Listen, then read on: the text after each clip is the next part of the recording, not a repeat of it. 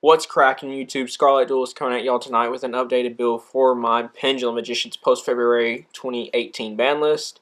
Fair amount has actually changed with the deck now that Maxi, Joker, and Double Iris has been banned. That 7 slots have now been swapped out with something entirely different. The community has been rather diligent in finding the alternative engine for us to use. People have been resorting to Mythical Beasts, Supreme Kings, Performance Pals. There's just been a lot of different options we've been allowed to use. However, I decided to take the Supreme King route because I felt that it was perhaps the strongest route of them all. And, not too much to say. The deck just wants to turbo into Electromite, generate a lot of advantage, and end on the Vortex Naruto boards. One disclaimer before we actually go into the deck profile: I do not own a Naruto just yet. I'm trying to get my hands on one at the moment. So just know that in advance. There is a Naruto in this deck profile, I just don't have it on me. Essentially, I'll explain more about that when I get to that point. So, enough being said, please be sure to like, comment, and subscribe, and let's get into the deck profile. So, starting off, triple Astrograph Sorcerer. This is like your main card that you'll always want to open up with because of the fact that, one, it's a level 7, which you will utilize for going into Absolute Dragon. And, of course, the main reason is the fact that its ability to special summon itself from hand and net you essentially a +1 by searching out another card that was destroyed that turn. It just allows you to turbo into Electromite even faster. Say, for example, you have Chronograph and Astrograph. You pop Chronograph, summon Time Gazer, and then after that kind of resolves, you use his effect, summon himself, add another copy of Chronograph to your hand, and then you link away into Electromite and you just start going off from there. It's crazy advantage. And of course the scale effect does give you the access to Stargazer as well. And then for the next card, of course, triple Chronograph Sorcerer. This is not as good as Astrograph, but it's the fact that it has that same special summoning ability from the scale and the monster effect itself makes it a lot better because of the fact that you special summon it from the hand and it allows you to special summon another monster from your hand, which is alright, but it can allow you to extend in certain circumstances. And in the case of this one, you get a special summon Time Gazer instead of Stargazer, which is vastly better because even if you opened it with Time Gazer, you can still normal summon it because it's a level 3 compared to Stargazer, which is, of course, a level 5. Still a really good card, and it's a high scale, which the deck, ever since Double Iris got banned, has a slight shortage on, so that's good in and of itself. For the Magicians, we do main triple Black Fang. I feel like that's kind of a necessity now, 2 to 3, of course, given that with Double Iris being banned, you kind of want as many high scales as possible. That way you don't have an offset ratio. And of course, the Pendulum effect's really good. Have some monsters attack until the end of the turn. And the revival of a spellcaster type monster with its monster effect is really good in and of itself. Following that up, of course, is the standard triple Purple Poison Magician. This card, I actually kind of saw this getting hit before Double Iris, to be honest. But, the fact that we still have the ability to bump a Dark Spellcaster up 1,200 attack points and pop a face-up card on the field is fine in and of itself. And to be honest, that 2,100 defense is not too bad in and of itself. The other week I was playing against Barrier Stun, and I just kept recycling this card back with Oath Dragon, and it was absolutely fun. But of course, this was before I got my hands on some Electromites, so I wasn't running at maximum capacity. So really good card, and I love it. Glad to see that it's still at 3. For the next Magician, of course, the triple Harmonizing, just because of the fact that you can summon Stargazer, Time Gazer, Oath Dragon, kind of get some bricks out of your deck to allow you to extend plays a little better. Which, if you're going for the Naruto play and you don't have 2 level 6s already in your extra deck, you special summon this, special summon Oath Dragon, special summon the other level 6, and boom, you're good to go. You don't normally special summon Star or Time Gazer out of your deck with this effect, because, of course, you're still going to go for the standard rank 4 and level 8 synchro plays. And, of course, the scale effect isn't too shabby in and of itself. It's won me a few games here and there, so, that can save you when you least expect it. Following that up, of course, is the standard triple Wisdom Eye. I don't think I even really need to explain much about this card. Everyone knows what it does, and everyone knows why it went to 1 at one point because of how good its effect is to basically be any scale that you just so happen to desire as long as it's a Magician monster. Following that up is the Double Oath. This card is abused a lot more now that we have Electromite and now that Double Iris is banned because we kind of have to focus a little bit more on keeping as many cards in hand as possible, just because of the fact that we do dump a lot of resources going to our big plays, and being able to kind of have stuff set back in case our board does get broken is really, really nice to have. But hopefully, with the boards that we set up, that's not an issue, and we can just kind of tell our opponents no, they can't play Yu-Gi-Oh, and then they just enter scoop phase. And of course, like I said, we can go into Naruto with the Oath Dragon. And then for the last Magicians of the deck, here's the one Garnet, that being Stargazer, and then the one Time Gazer to complement it. Like, not really much to say about these. I mean, that's a high scale, so you know it's good. Low scale, which is decent, though its effect's not really relevant. Neither one of them is, but this is a high scale, so you know it has some special qualities compared to this guy. It's like we got plenty of low scales. We need them high scales, man. Like that's the sauce. That's the sauce, bro. And of course, like I said earlier, you know you can special summon them off of their sorcerer counterparts and then go straight into Electromite. But you know that actually rounds out the Magicians. I was running White Wing, but I decided to cut it just because of the fact that I didn't really find it to be quite as useful as it used to be. For Supreme King Engine, currently I do run the triple Dark Worm. Like I said, this is pretty much a one-card scale for the most part, and it's like your primary normal summon of the deck.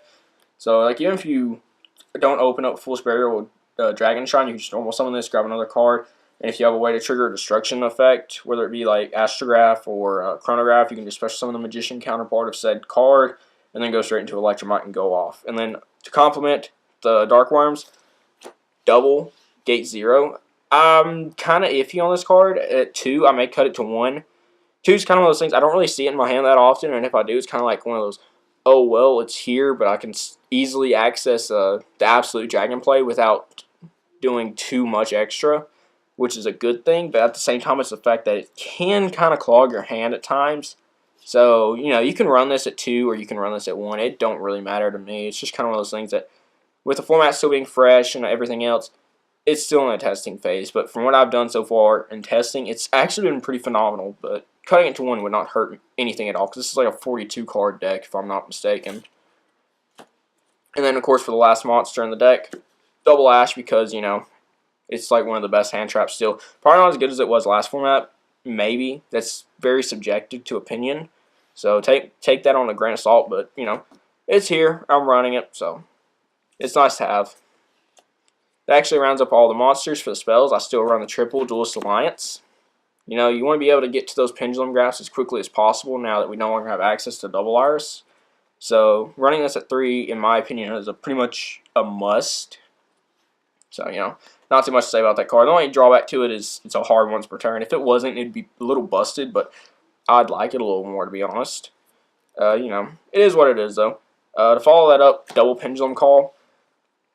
Yeah, it's a little odd because I'm not really the biggest fan of Pendulum Call, but it's kind of one of those things that you can use it as a combo extender at some given point, as long as you have not used a Magician Pendulum effect.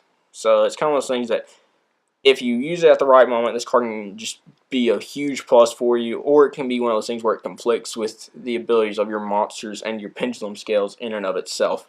Kind of one of those things, you can run it at 1 or 2, it really don't matter in my opinion. And then to follow that up, double Desires.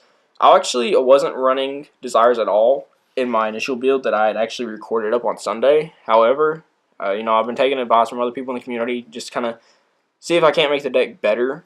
And the guy was like, run Desires, and I was like, alright, I'll try it. And you know, the times I seen it actually kind of helped some. I did run it at 3, and I was like, I'm running like 43, 44 card. I want to cut this down some, so I'm cutting it down to 2. So I could cut down like a Pendulum Call and then something else to kind of get it to 40.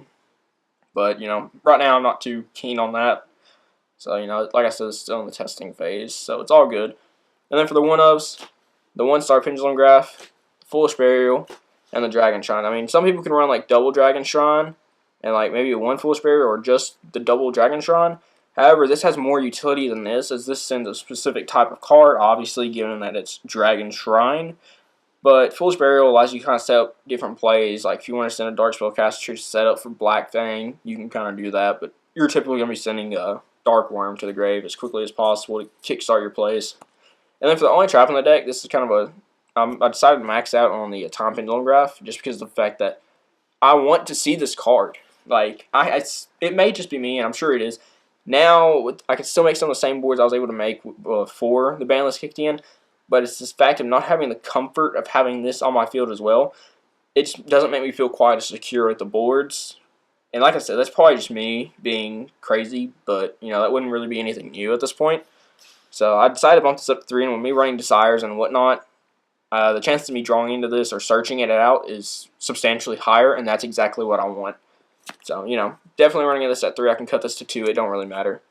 But, that's the main deck. Onto the extra deck, which, like I said, I'll explain a little more in a minute. For the fusions, Odd Eyes Vortex for the standard Absolute Dragon play. Starving Venom to copy any sort of card in my extra deck, or rather, that's in my field or graveyard. That's from my extra deck primarily. For the links, double Electromite, a primary target for Starving Venom. This card nets you so much advantage. Just kind of makes up for double Iris getting banned in and of itself, but it's not double Iris. And I mean, I played the deck at full power for a day, so I can kind of see why they hit it. However, I don't like the fact that they hit it, because that was some of the most fun I've had with the deck in a long time. This card is absolutely stupid good, and what can we say? I mean, it puts a card from our deck into our extra deck face up. You get to pop a card to add said card to your hand, and you get to draw a card off it. Like, you net so much advantage off of this one Link monster that it is stupid. I can almost arguably say it's almost better than Firewall Dragon, which is subject to opinion. So, I mean, kind of is what it is. I mean, take that on a grain of salt. And then, of course, Decode Talker, and then Skull Dread. Skull Dread I'm kind of iffy on, just because of the fact that the only real reason I would summon him is just for that draw 4 effect. But that takes so many resources, and I'm not too keen on that. So, I mean, you can replace this with Warlow Dragon, or you can just cut it completely and just, like, run it in favor of, like, another Synchro or Xyz or a Fusion monster if you'd prefer. So, this is very subjective to other options, in my honest opinion. So, it is what it is. It's a solid card otherwise, because, I mean, if you can get the effect where you can special summon from hand, it's still not bad. But it's all about that draw 4 effect, you guys. That's the sauce. But for the Synchros, Clearwing, Omega, and then until I actually pick up a copy of Ignister, I'm just running Crimson Blader, just because of the fact that it did win me a few games against True Draco and Cosmo. But Ignister is substantially better, to be honest, because that non-targeting removal is just blessed. And then for the Xyz, I run Dweller, Viguska, Tornado Dragon, currently Trapeze Magician. Once I get my hands on Naruto, this is going into the side deck. So, if you already got all these cards, think of this as just being a side deck card for, like, Trick Stars, pretty much, because, I mean, if you're typically only going to use this if you win the die roll against Trick Stars. And primarily, game 1, I have bad luck against Trick Stars when it comes to winning the die roll, so I'm just kind of like, I'm not going to worry about this, I'm just going to side it. So, replace this with a Naruto, side this, or just don't even run it at all. It don't matter to me. And then, Dark Rebellion. Honestly, if this effect allowed you to special summon Darkworm, or rather the Supreme King Dragon or Gate Pendulum monsters in attack position, specifically Darkworm though, this card would be busted. That was actually part of the reason why I'm re-recording this video, because I think I mentioned in the video before, was that, you can just use this effect, attack into a Chaos Max Dragon, steal its attack, and then tag out into, like, double Darkworm and attack for game. And then I reread the effect later and it said defense position. I was like, oh, I'm stupid. So, I decided to go back and kind of redo this to correct myself to be a little more accurate. And then for the last Xyz, of course, the Absolute Dragon to go into Vortex Dragon whenever you link it away. That's all for the extra deck. For the side deck, currently at least, Triple Denko, because potential back row heavy format. You want this to out any sort of back row. Of course, it won't out Warning or Judgment, but, it is what it is. You can try to stop it as much as possible. Double Ogre, because this card will still be solid against rogue decks in general. And just about most other decks, to be honest. It'll be good against Spiral. Because, I mean, if they try to activate the effect, just resort and just Ogre it, destroy it, boom. No longer a problem. Solid card in and of itself. Gamma Steel for Towers and Masterpiece, or just any other big boss monster that's just a pain to get over. I'm testing out 2 Wavering Eyes. I could run this at 3, but due to room, I wanted to make room for other stuff. So I'm only running this at 2, but, it's only good for, like, mirror matches and whatnot. Not too much to say about it. For traps, double Mind Crush for evenly matched and other problematic cards that my opponent can search out. And triple evenly matched because, make big board. Enter battle phase. End the battle phase. Goodbye to your board. Hello to my dub. GG no read, bro. But cringy comments aside, that actually concludes the deck profile. I hope you guys enjoyed it. Please be sure to like, comment, subscribe. leave your opinions down below. Leave some other suggestions. You know, if there are certain ways that you'd run the deck or certain plays you have in mind that maybe I don't actually know about that I could have discussed in here, but due to time constraints I did not. Feel free to leave them down below. I actually may do a combo tutorial video just for the flip of it because I want to have different content outside of deck profiles.